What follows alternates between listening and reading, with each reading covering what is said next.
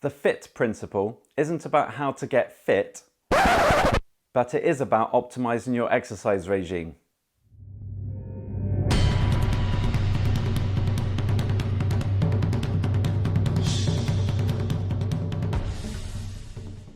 Hi everyone, and welcome to Exercise for Health. I'm Richard, and today I have some advice on how much exercise you should do, as it's a question that pops up regularly in the comments of my videos. If you're new to this channel, we offer tips, advice and exercises each week to help you manage your health condition with physical activity. So go ahead and tap the subscribe button below and the bell icon if you want to be notified of when we upload a new video.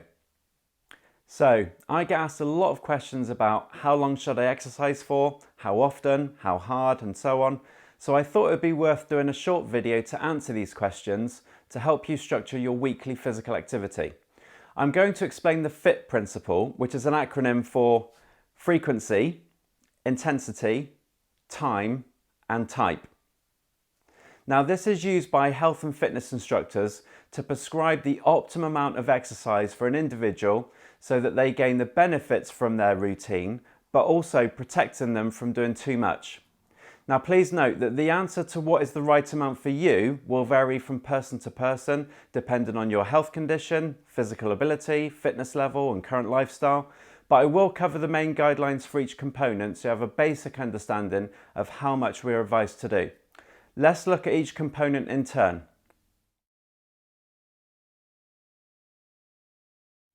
Frequency relates to the number of times in a week one should be conducting some form of structured exercise routine or carry out a type of physical activity. For general activities of daily living, such as gentle walking, light gardening, housework, stretching, this can be done every day. For cardio or aerobic-based exercise, such as jogging, cycling, swimming, dancing and so on, this should be done on 3 to 5 days a week. And for strength-based exercise, such as weight training, lifting, bodyweight workouts, etc., these should be done on 2 to 3 days a week, which can also fall on the same days as the cardio-based exercise. You'll notice that we don't need to do a form of structured exercise every day, as it's important that our bodies get rest days to aid our recovery. In addition, your health condition may restrict the number of times you can exercise, so in some cases, exercising once or twice a week might be enough. Also, if you're new to exercise or you haven't done any for years, then doing 3 to 5 times a week may be daunting and unrealistic for you to manage.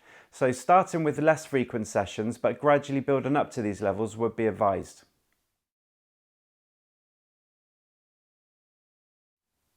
Intensity relates to how hard you should work while exercising. Now again, these will vary from person to person based on their health condition, but we can split intensity into 4 categories: light, moderate, vigorous and high. Light would be an activity that you could comfortably manage constantly for an hour or more, where you would slightly notice a difference in your breathing and effort. This would include activities mentioned earlier that you could do every day. Any activity perceived to be less than this would be considered sedentary. Moderate would be an activity that you could sustain for 30 to 60 minutes. While performing the exercise, you could still have a conversation with someone, but you would be feeling a bit puffed. Vigorous would be an activity that you could only do for 20 to 30 minutes, where holding a conversation would be difficult because your effort and breathing rate would be sufficiently more demanding. High would be an activity that requires near to or at maximum exertion and could only be maintained briefly, typically less than 10 minutes. This type of intensity is suited to athletes and very fit and healthy individuals. When it comes to cardio or aerobic based exercise, you can use the rate of perceived exertion scale of 0 to 10 to determine how hard you're working. To manage most chronic health conditions, I would generally prescribe exercise at a moderate level, around 4 to 5 on this scale marked in yellow, and in some cases at a vigorous level, around 6 to 7 on this scale marked in orange. You can also use your heart rate or pulse to determine how hard you're working, but some medications can affect this, so I'll cover this in more depth, including working out your training heart rate zones in a future video. For strength training, the intensity is determined by the amount of weight you're lifting. How much this is will vary greatly depending on your goal, fitness level and health condition, but in most cases it should feel different from aerobic exercise by only being able to perform the exercise for a much shorter period of time before you feel the need to stop, hence why we work in repetitions rather than time. For beginners, Being conservative initially is a good idea, but with the understanding that you should try to progress the intensity as your body begins to adapt to the exercise.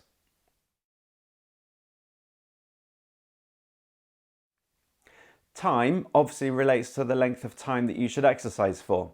The general guide is that we should exercise for 150 minutes a week at a moderate intensity, which could be 3 sessions of 50 minutes or 5 sessions of 30 minutes or even 10 sessions of 15 minutes if you were to do a 15-minute brisk walk to work and back again on 5 days of the week, for example.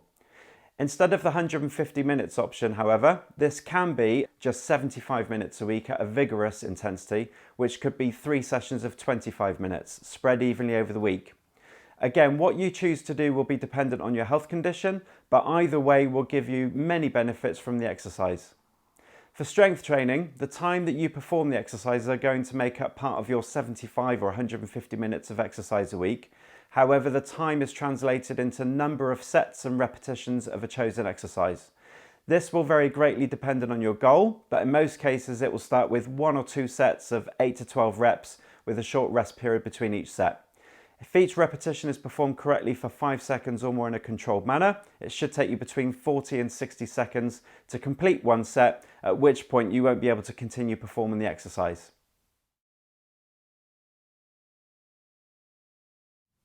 Finally, type relates to which activity you choose to do to make up your 75 or 150 minutes a week. This is subjective as everyone will have different preferences. Some like to exercise alone, so will choose to go swimming, use the gym or do a home exercise program to get their weekly activity, whereas others might prefer the social aspect of exercise to aid their motivation, so will choose to do an exercise class with a group or go out for a hilly walk or cycle ride with friends or family. There are hundreds of options for aerobic-based activities, whether it's structured in a specific venue like a fitness academy, leisure centre or sports club, or whether it's something that's a bit more informal and not subjected to a certain time or day. For strength-based activities, this can include using resistance machines or free weights in a gym setting, but it could also be using your body weight like doing squats, press-ups and pull-ups, or even doing some heavy lifting or digging in the garden where your muscles have to work outside of their comfort zone.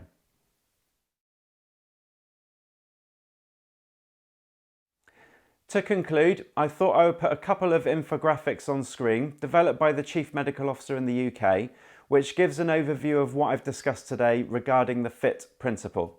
I will leave a link in the description below so you can take a better look at these, and there are other infographics available for different age groups and populations. Overall, the FITT model allows you to meet your goals by adapting to your body's unique needs, producing short-term and long-term benefits in the process. As a typical example, if you were to aim to exercise 3 times a week on a Monday, Wednesday, Friday or Tuesday, Thursday and Saturday that combine both aerobic and strength-based movements for around 30 minutes or more, and you carried out some less formal light to moderate physical activities on a few of the other days in between to reduce your sedentary time, then you're probably hitting the recommended guidelines. However, if you're starting from scratch, then begin slowly to gradually build up to this optimum level over a period of 6 to 12 weeks. If you enjoy doing exercise at home, then I have a playlist of different workouts you can follow that range from 10 to 45 minutes in length. And if you click on the pop-up banner up here somewhere, you can take a look and try one out. I hope you can take something away from this video today. If so, please give it a like by clicking the thumbs up button below and share this video with friends to help this channel grow so more people can benefit from it. Thank you so much for watching, and remember to stay active, keep moving, and I'll see you next week. Thank you for watching. If you enjoyed this video today, please give it a thumbs up. You can also click here to subscribe to this channel or click here to watch a recent video. See you soon.